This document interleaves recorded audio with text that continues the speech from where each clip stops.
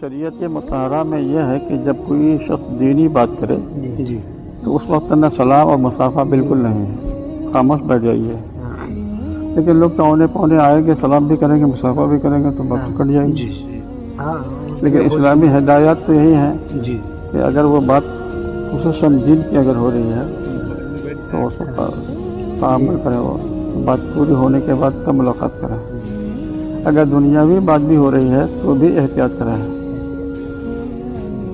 سمجھے کہ نہیں؟ یہ تو ہے، میں اس پر کہاں عمل درآمد ہے، جی سمجھے کہ نہیں؟ تو میاور سخن درمیان سخن سعدی فرماتے ہیں کہ جب کوئی بات کر رہا ہو تو اس کے بیچ میں بات مت کرو۔ یہ تو گستہ میں فرمایا سعدی نے کہ میاور سخن درمیان سخن، جب کوئی بات کر رہا ہو تو